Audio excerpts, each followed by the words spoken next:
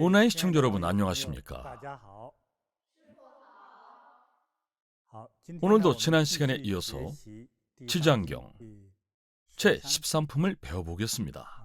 제13품의 제목은 총루인천품입니다. 여기서 총루의 뜻은 촉은 중국어로 당부한다는 뜻입니다. 루는 피곤하고 고되다는 뜻이죠. 여기서는 부처님께서 지장왕 보살에게 인도와 천도의 중생들을 맡기고 부탁하셨으니 그 수고가 많다는 의미입니다. 자, 이제 원문을 시작하겠습니다.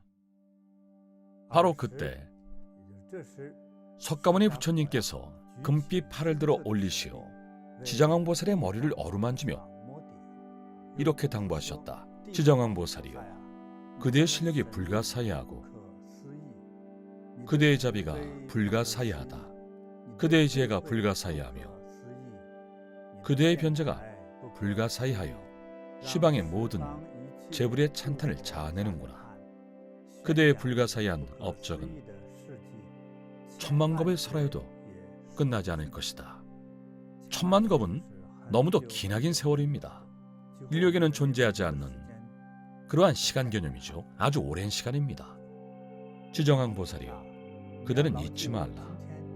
내가 오늘 도리천궁에서 무수무량한 재불보살과 천룡팔부가 참여한 법회에서 모든 사람과 하늘, 즉 사람과 천개의 사람들을 말합니다.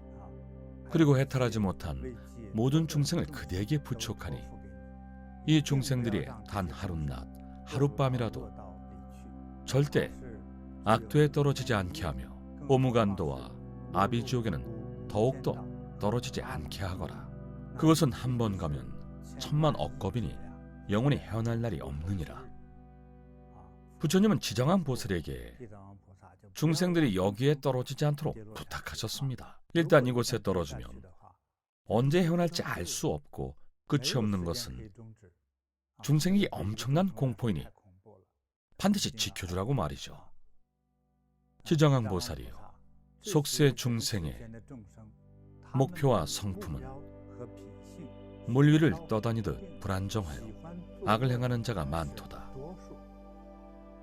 많은 사람들이 악행을 즐깁니다. 악행에 흥미를 느끼고 유혹에 빠져 적극적으로 악행을 저지르죠.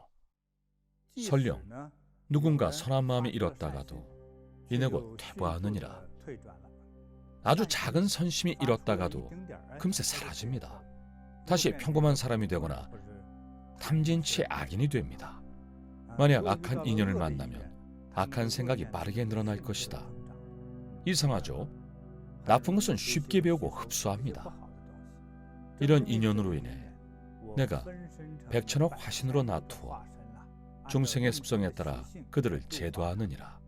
지정왕 보살이요, 내가 인간계와 천계의 모든 중생을 그대에게 정중히 부촉하느니라. 미래세에 천인과 사람이 불법에서 아주 작은 선행을 하거든 아무리 한터럭 한 티끌이라도 그대는 신통한 법력으로 그들을 보호하여 그들이 깨달아 성불하는 길에서 계속 수행하며 절대 퇴보하는 마음이 일지 않도록 하라.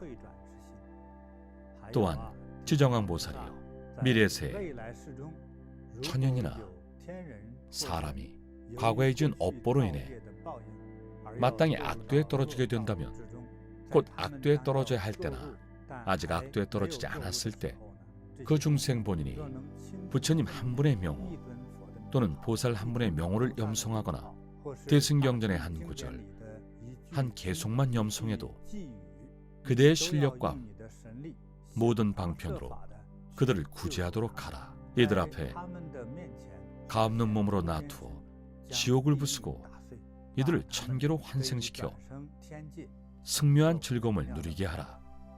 이때 석가모니 부처님께서 개성으로 말씀하셨다. 현재와 미래의 천인 중생을 내가 정중히 그대에게 부촉하니 그대는 큰 신통력과 방편으로 이들의 모든 악도에 떨어지지 않게 하라. 이때 지정왕 보살이 무릎 꿇고 합장하며 공손히 부처님께 아뢰었다. 세존이시여, 부디 염려치 마시옵소서. 미래세에 누군가 불법에서 일념의 공경심만 갖추더라도 제가 모든 방법을 동원하여 반드시 그 중생이 악도에 떨어지지 않도록 구하겠습니다. 하물며 선행을 듣고 곧장 행한 자와 수행 정진에 게으름이 없는 자는 당연히 성부를 향한 수행의 길에서 영원히 퇴보하지 않을 것입니다.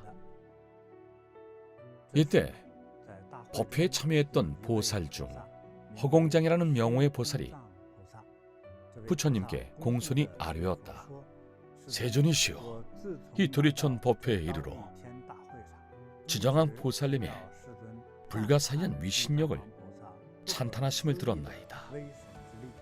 미래에 어떤 사람이나 천룡팔부 등 모든 중생이 이 경전과 지정왕 보살님의 명호를 듣거나 지정왕 보살님의 형상을 우러러 예배하며 몇 가지의 복덕과 이로움을 얻게 되나이까.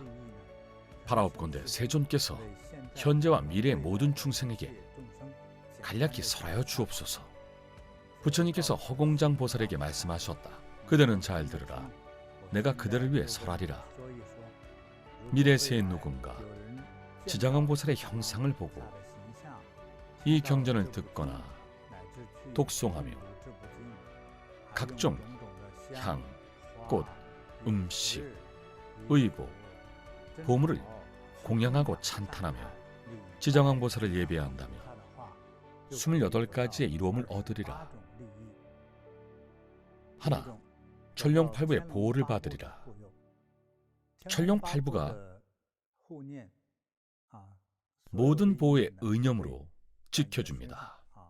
모든 순간마다 우리를 지켜준다는 뜻입니다. 둘, 성근과 선과가 날로 더하리라. 셋, 다양한 성공과 보살도를 닦는 인연을 쌓으리라. 넷, 깨달음의 길에서 영원히 퇴보치 않으리라. 이 네 가지가 가장 중요합니다. 다섯, 옷과 음식이 풍족하리라. 깨달음이 순조로울 뿐만 아니라 부귀도 함께 얻습니다. 만약 우리가 먹을 밥이 없고 쓸 돈이 없다면 그때부터 고통이 시작됩니다. 부처님께서는 이렇게 현실적으로 존재하며 보살펴 주십니다. 여섯, 각종 질병에 걸리지 않으리라. 일곱, 홍수와 화재가 없으리라. 여덟, 도둑이나 강도의 화를 당하지 않으리라. 아홉, 모두가 우러르고 존중하리라. 열, 여러 신과 귀양의 보호와 도움을 받으리라.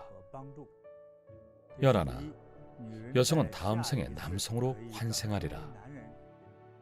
열둘, 계속 여성으로 살고자 한다면 다음 생에는 왕이나 대신의 여식이 되리라.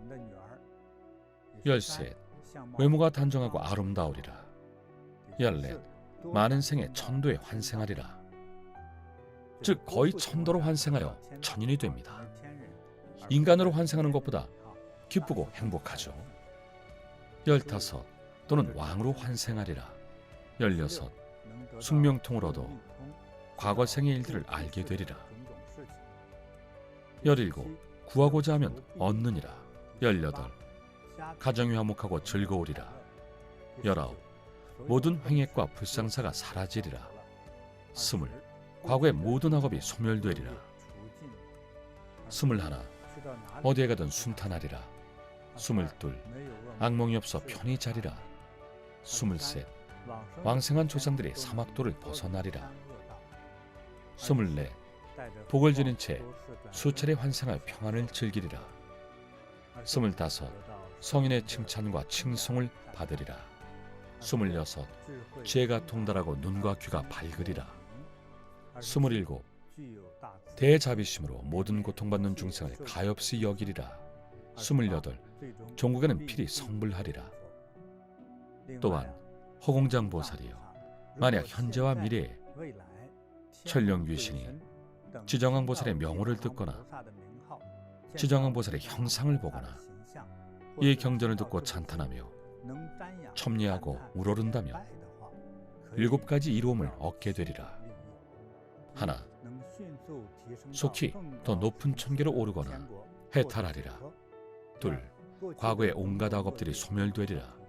셋, 재불보살의 직접적인 보호를 받으리라. 넷, 깨달음의 길에 영원히 퇴보하지 않으리라.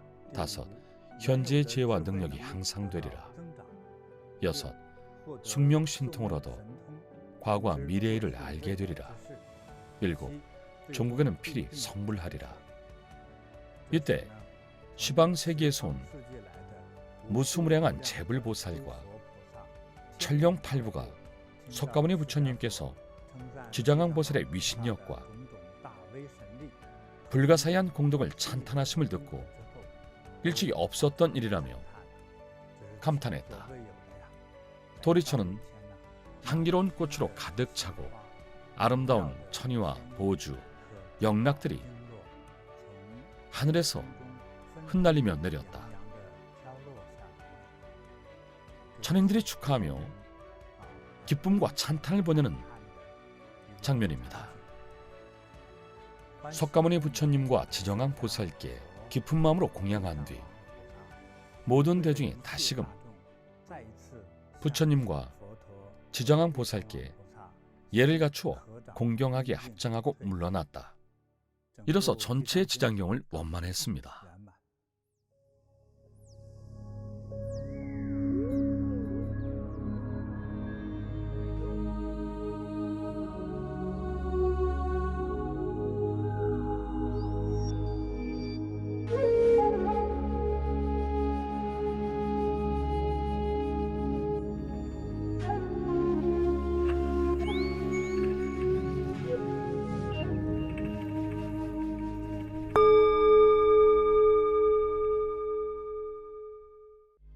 지장보살 본원경 제13품 촉루 인천품 사람과 하늘 부촉하다.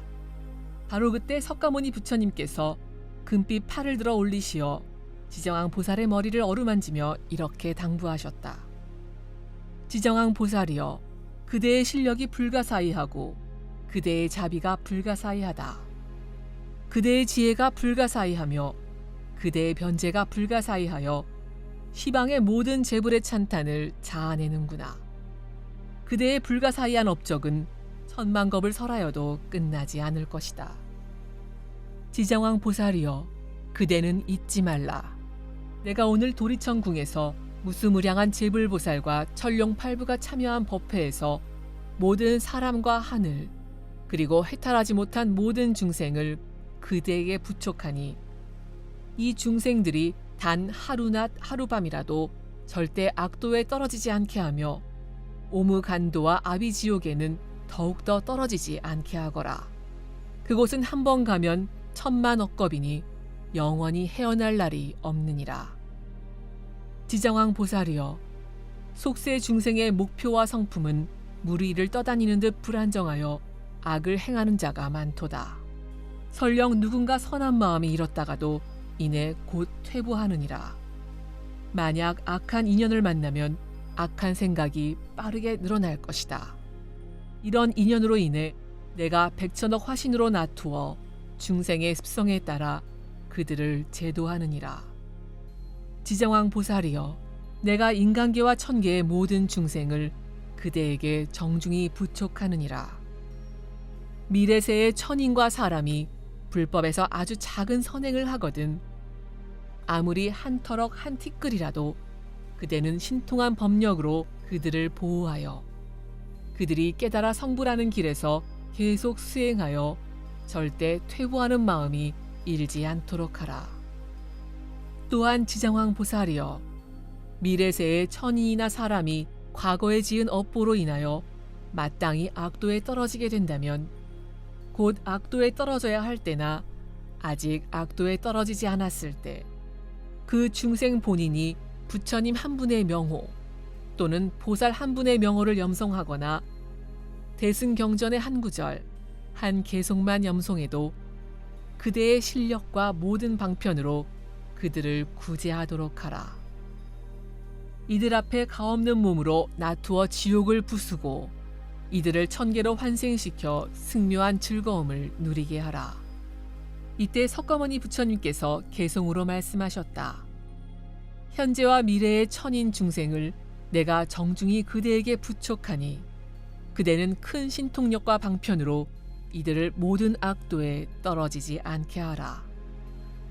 이때 지정왕 보살이 무릎 꿇고 합장하며 공손히 부처님께 아뢰었다. 세존이시여, 부디 염려치 마옵소서. 미래세의 누군가 불법에서 일념의 공경심만 갖추더라도 제가 모든 방법을 동원하여 반드시 그 중생이 악도에 떨어지지 않도록 구하겠습니다.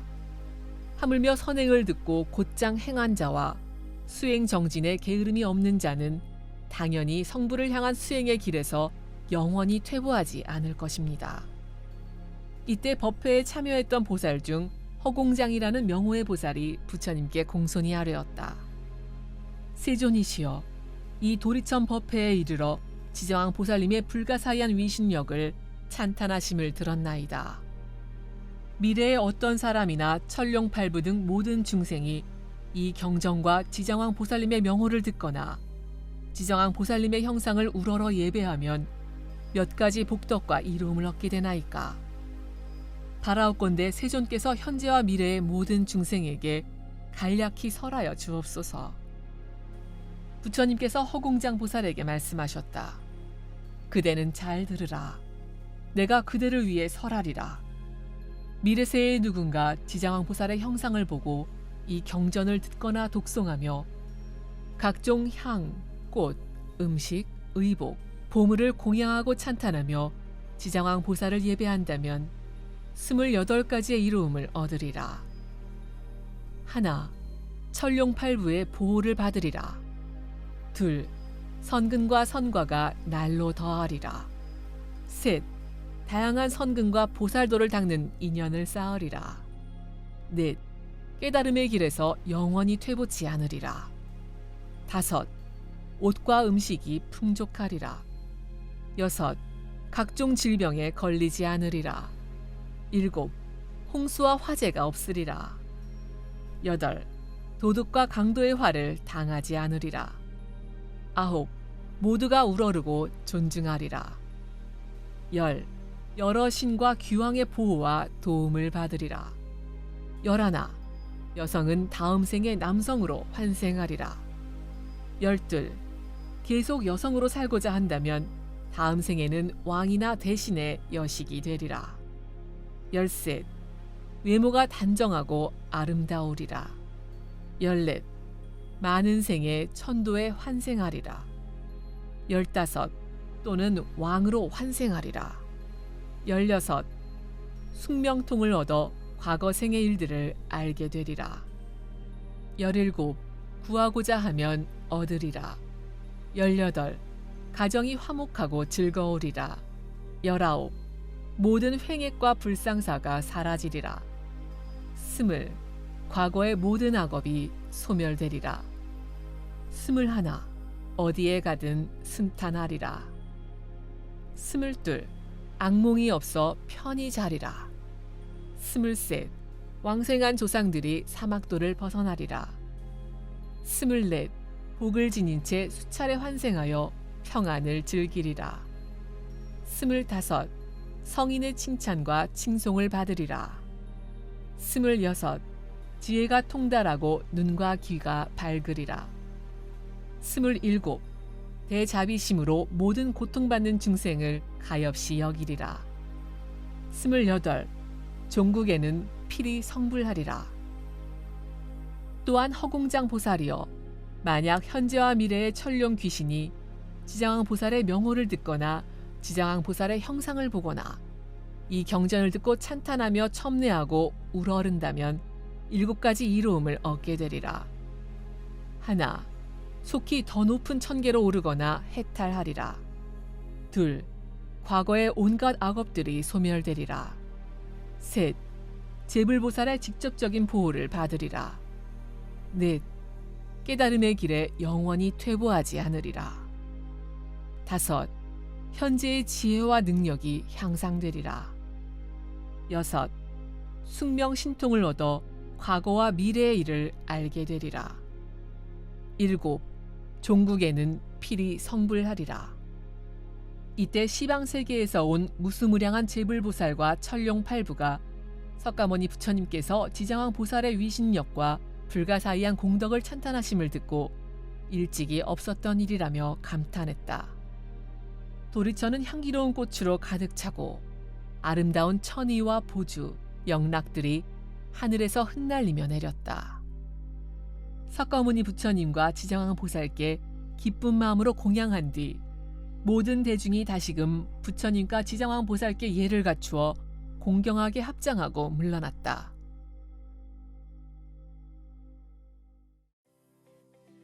스승님 안녕하세요. 제13품 앞부분 내용 중에서 세존께서 황금빛 팔을 들어 지장왕 보살님의 머리를 만지셨죠. 스승님께 가르침을 청합니다. 석가모니 부처님과 제불보살의 몸은 모두 금빛인가요? 그 이유가 무엇인가요? 이에 관해 여러 가지 설이 있습니다.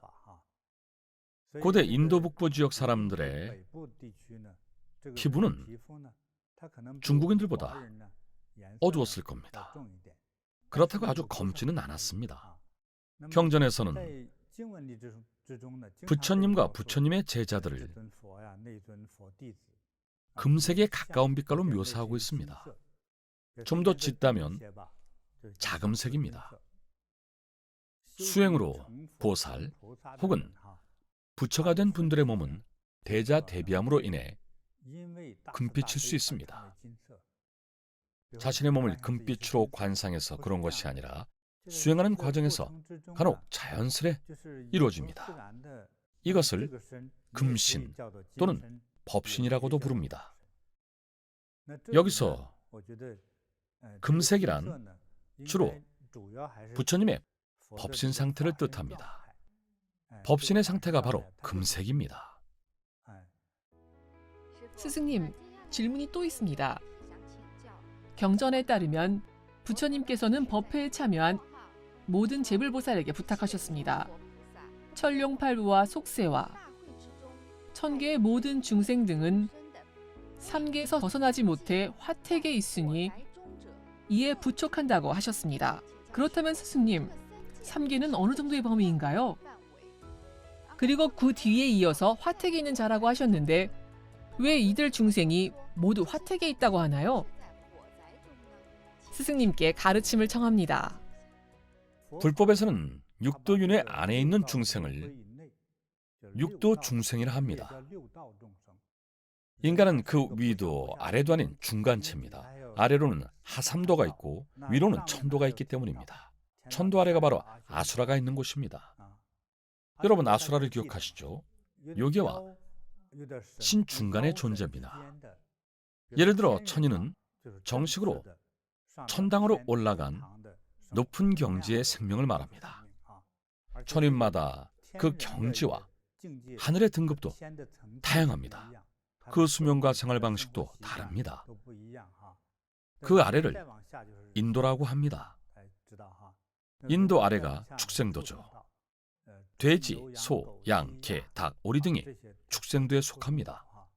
여기서 더 아래로 가면 귀도입니다. 귀도에서 더 아래로 가야 깊숙한 지옥도입니다. 벌을 받는 곳이죠. 귀도는 우리가 흔히 말하는 저승입니다.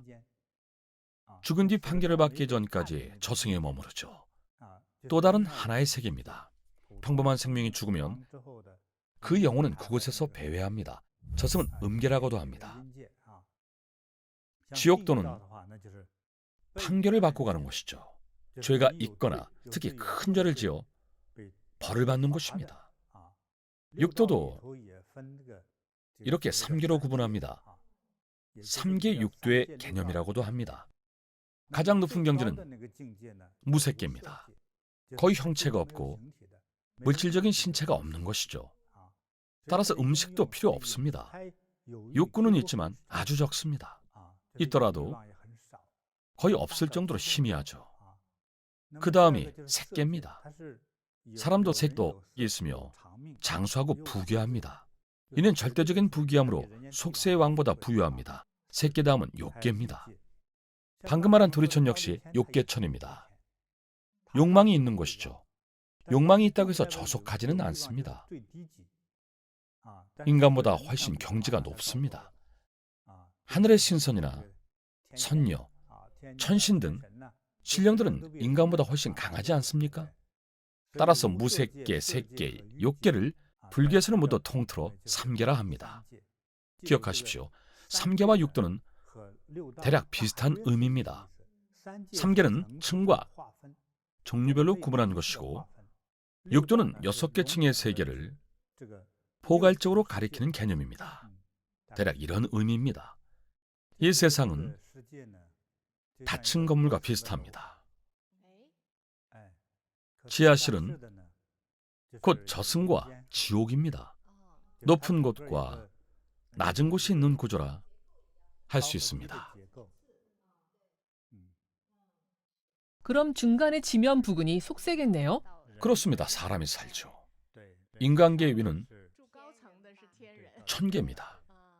육도 3계는 전체적으로 초대형 건물과 같습니다. 악행을 많이 저지르고 탐욕이 많으면 아래로 추락합니다. 헌신을 많이 했다면 위로 올라가 고층에 살겠네요. 부처님의 마음은 얼마나 넓을까요? 육도 중생을 구제하리라 하셨습니다. 예를 들어 위층의 아수라와 천도, 욕계, 무색계 등은 모두 인류보다 훨씬 높은 경지입니다. 비유하기도 어렵습니다. 유치원으로 생각해 볼까요? 유치원 상급반 5세 아이들에게 이제부터 시간 날 때마다 대학 전공 지식과 박사가 되는 법을 가르쳐주겠다고 하는 것과 같습니다. 아직 경지가 낮은 사람에게 높은 경지를 가르칠 수 있을까요? 그렇게 석가모니 부처님은 평범한 인간이 아닙니다. 신이라고 할 수는 없지만 생명을 초월한 존재입니다. 다만 속세에서 인간의 상을 나타냈을 뿐이죠. 부처님의 의도가 무엇이겠습니까? 단순히 인류만 교화하려는 것이 아닙니다. 부처님은 인간의 영상을 빌어 불법을 설하고 출구를 알려주시며 중생을 이고등락으로 이끄는 선구자입니다. 소위 무색계, 색계, 욕계, 삼계 스승이시죠. 다시 말해 인간과 하늘의 스승이십니다. 화택에서 택이란 집을 말합니다. 고향에서 흔히 집이 좋다고 말할 때 우리가 사는 그 집을 말하는 겁니다. 화택이란 불타는 집, 불붙은 집을 뜻하죠. 법화경에 화택에 대한 비유가 있습니다. 육도의 모든 중생은 불붙은 집에 사는 것과 같다. 부처님은 그렇게 보셨습니다. 그 일화를 말씀드리죠. 한 대장자가 있었습니다. 지위가 높은 신사이자 아주 고귀한 장자였죠. 장은 연장자만을 뜻하지 않습니다. 상당한 사회적 지위가 있고 도덕적인 사람을 장자라고 칭하죠. 이 장자는 어느 정도 나이가 들어 체력은 약해졌지만 무한한 부를 누리면서 수많은 하인을 거느렸습니다. 집마당도 아주 넓고 집 건물도 아주 컸죠. 자녀들도 많았습니다. 어느 날 그의 저택에 돌연 큰 불이 나서 사방이 불에 휩싸였습니다. 당시 장자는 집 밖에 있었습니다. 저택은 불타고 있는데 그 집 아이들은 그 안에서 놀고 있었죠. 아이들이 얼마나 장난꾸러기입니까? 얘들아, 어서 나와. 불이 났어. 집에 불이 났다. 하지만 아이들은 들은 채도 안 하고 관심도 없었죠. 노는데 정신이 팔렸으니까요. 한참을 소리쳐도 소용이 없었습니다. 한 물이나 되는 아이들을 끌어낼 수도 없는 노릇이었죠. 그때 문득 지혜로운 방법이 떠올랐습니다. 아이들이 노는 것을 좋아하지 않습니까? 장난감이나 신기한 보물 같은 것을 아주 좋아합니다. 그래서 아주 큰 소리로 말했습니다. 얘들아, 잘 들어. 아빠가 너희에게 주려고 가장 예쁘고 신기하고 귀하고 재밌는 소, 사슴, 양수를 가져왔다. 정말 예쁘단다. 빨리 와서 타보렴. 고대에는 아이들이 교통수단에 큰 흥미를 느꼈습니다. 특히 고대 인도에서 흰 소수레는 정말 희귀하고 상스럽고 대단히 호화로운 물건이었죠. 이 말을 듣고 아이들이 물었습니다. 진짜요? 진짜라니까 빨리 와 타보자. 그제야 아이들이 무리지어 뛰어나왔습니다. 아이들이 대문 밖으로 나오자마자 집은 쾅 하고 내려앉았죠. 간발의 차이였습니다. 부처님은 마치 이야기 속 대장자 같으십니다. 저희는 불타는 집안의 아이들 같고요. 저희를 향한 부처님의 사랑과 관심은 참으로 똑같은 심정인 것 같습니다. 그렇습니다. 오늘 여러분은 배우셨을 겁니다. 부처님이 교화하고 제도하려는 대상은 육도 3계에 있는 생명입니다. 가장 놀라운 부분은 천신도 제도 대상입니다. 구제해야 합니다.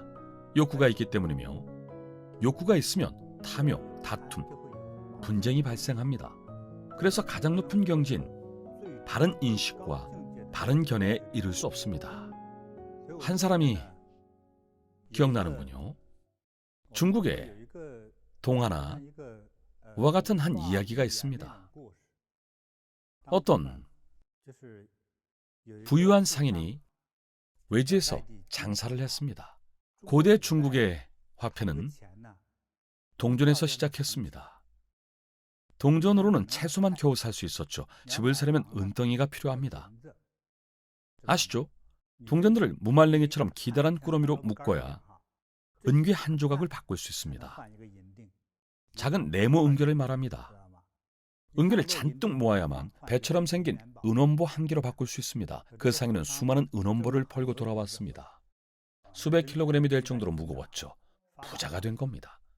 큰 자루와 상자에 넣어 배에 싣고 강을 건너게 되었습니다. 그런데 넓은 강 한가운데 이르렀을 때 물살이 빨라지면서 배에 물이 새기 시작했습니다. 강 반대편에서 기다리던 친구와 가족들이 소리쳤죠. 배가 중심을 잃고 점점 가라앉고 있었으니까요. 빨리 은원보를 던져!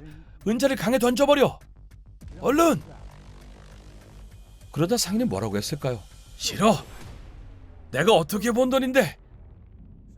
나에게는 80살 노모와 많은 자식들이 딸려있어! 난 가난이 두려워! 난 죽어도 못 버려! 지금 안 버리면 물고기 밥이 된다고! 그래도 못 버려! 한 사람이 자기 노동력으로 얻은 것을 아끼는 마음은 이해합니다. 돈을 벌어서도 함부로 쓰지 않는 것, 그 자체 또한 절약하는 마음이죠. 이건 잘못이 아닙니다. 하지만 여기는 큰 강의 한 가운데입니다. 이때 은자를 버렸다면 배가 그렇게 빨리 가라앉지 않아 목숨을 지키고 강을 건넜겠죠. 목숨이 중요합니까? 돈이 중요합니까? 이 사람은 돈과 정이 깊은 나머지 죽어도 돈을 버리지 않았습니다. 결국 돈과 함께 가라앉았겠군요. 그렇습니다. 제가 왜 3계 육도를 건물에 비유하는지 아십니까? 밑에서 사는 중생일수록 죄업과 악업이 많은 중생입니다. 그들은 지옥에 삽니다. 평범한 사람이 죽어서 가는 저승이 아닙니다. 심지어 무간지옥, 아비지옥 같은 곳에 빠져 영원히 빠져나올 수 없습니다. 이들은 사리사욕에 지나쳤기 때문입니다. 이기심은 극도의 탐욕입니다. 이기심이 클수록 더 큰 해를 입힙니다. 가까운 사람일수록 화를 당하죠. 이렇게 탐욕이 많은 중생은 사실 평생 많은 사람에게 상처를 주고 해를 입힙니다. 남을 많이 해할수록 본인의 빚이 그만큼 많아집니다. 이기심이 큰 사람일수록 해를 크게 끼치죠. 이렇게 빚이 많을수록 남에게서 뺏은 재물과 금덩이를 자기 몸에 달고 다니는 것과 같습니다. 한 명을 죽이면 황금 10근을 묶은 것과 같죠. 그럼 생각해 보십시오. 2명을 죽이면 황금 20근입니다. 20근을 다리에 묶고 뛰면 과연 뛸 수 있겠습니까? 남을 해쳤다는 것은 단순히 일생에 단 한 번만 죄를 지었다는 뜻이 아닙니다. 불가능하죠. 뒷담화도 했을 겁니다. 이것도 남에게 해가 됩니다. 온갖 상처들을 입혔겠죠. 한 번 해악을 끼칠 때마다 매번 몸에 지닌 짐의 무게가 늘어납니다. 뗄래야 뗄 수 없습니다. 이것이 바로 업보입니다. 따라서 큰 저울추로 비유할 수 있습니다. 중국은 저울추가 상당히 발달해서 쇳덩어리로 만듭니다. 많이도 필요 없이 저울추 100개가 몸에 묶인 채로 바다에 빠진다면 뜰 수 있을까요? 분명 바다 밑으로 가라앉겠죠. 상처를 많이 줄수록 더 무겁게 가라앉습니다. 그 죄업을 다 갚아야만 겨우 떠오를 수 있습니다. 이제 다들 이 개념을 아셨죠? 여기에는 방금 말한 살인뿐만 아니라 사기도 포함됩니다. 노인들의 노후 자금까지 사기를 치고 장례식 치를 돈까지 빼앗는 것은 살인과 같습니다. 결국 일부 노인들은 자살을 선택합니다. 보십시오. 이 모든 것이 죄업입니다. 게으름도 마찬가지입니다. 부모님이 번 돈을 손 하나 까딱 않고 씁니다. 늦잠이나 자고 일도 안 하고 공부도 안 하면서 게으름만 피우죠. 게으름 역시 아주 큰 죄업입니다. 왜 죄업이라고 할까요? 이 죽에 얼마나 많은 분비물을 더하고 얼마나 많은 것을 먹었습니까? 식구들의 속까지 태웠죠. 이 모든 것이 죄입니다. 인생을 헛되이 산 것이 곧 죄업이기에 지옥에 떨어집니다. 거저먹은 것들이 얼마나 많습니까? 그 무게가 모두 쌓여 몸을 올가맵니다. 수많은 저울추가 되어 몸에 묶이죠. 이래도 지옥에 안 떨어지겠습니까? 이처럼 생각보다 많은 행동이 우리를 지옥에 떨어지게 합니다. 죄업이 되어 무거워집니다. 자신을 위해 얻은 것들은 전부 저울추가 되어 몸에 묶입니다. 반대로 선량한 사람이라면 저렇게 가난하다니 도와줘야지. 불쌍한 사람이니 도와줘야지. 옷과 음식이라도 사줘야겠다. 이렇게 타인을 위해 베풉니다. 원래 자신이 가지고 있던 죄업이 가벼워집니다. 남에게 곡식 한 근을 빚지면 죄업이지만 선심으로 남에게 한 근을 건네며 가난한 자를 돕는다면 만 근의 짐을 덜게 돼 위로 올라갑니다. 묶였던 저울추가 풀린 거네요. 풀립니다. 하나를 베풀면 만 배가 되니까요. 만 배입니다. 한 근을 갚으면 만 근의 주로 위로 올라가는 힘을 받습니다. 그래서 부처님께서 말씀하셨죠. 만약 상황이 여의치 않아서 기증할 집, 땅, 건물이 없다면 어찌해야 할까요? 보살님 명호를 한마디만 염송해도 지옥으로 떨어지지는 않는다고 하셨습니다. 이렇게 선한 마음으로 좋은 일을 하면 우리의 기운은 위로 승화됩니다. 수소 열기구를 타는 것과 같습니다. 집채만한 열기구는 트럭 한 대도 들어올립니다. 그러니 그보다 가벼운 사람은 거뜬히 올릴 수 있습니다. 확 떠오르겠네요. 아주 빠르겠죠. 자비심, 선량함, 봉사, 이 세 가지는 자신이 아닌 타인을 위한 것이기 때문에 자신을 가볍게 만듭니다. 불교에는 가벼울 경에 평안할 안을 써서 경안이라는 말이 있습니다. 경안은 아무런 부담, 근심, 번뇌가 없고 짐도 빚도 없는 상태입니다. 아무런 번뇌도 없습니다. 이처럼 자유로운 상태가 경안입니다. 대자재관음상처럼 자재롭고 더할 나위 없이 자유로운 것이 바로 경안입니다. 몸에 쌓인 업보가 없기 때문에 무기의 부담이 없는 상태를 경안이라고 합니다. 이 경지에 이르러야 진정한 대자재이고 해탈했다고 할 수 있습니다. 탐욕에서 비롯된 모든 인과와 그로 인해 생겨나는 번뇌와 고통에서 해탈하고 승화합니다. 승화되는 것과 지옥으로 떨어지는 것은 정반대의 일입니다. 하나는 이기심 때문에 해를 입힙니다. 이기심은 억지로 가지려는 마음이기 때문에 남에게 상처와 해를 입히죠. 다른 하나는 동정과 연민의 이타심입니다. 타인을 위한 모든 행동은 곧 승화입니다. 빚도 갚고 위로 올라가니 얼마나 좋습니까? 좋은 사람만이 하늘에 오르고 나쁜 사람은 지옥에 떨어집니다. 그러므로 저는 모든 시청자분들이 장래에 모두 극락세계에 태어나기를 바랍니다. 윤회의 고통을 받지 않기 바랍니다. 모두 위대한 군자가 되기 바랍니다. 대보살이 되기 바랍니다.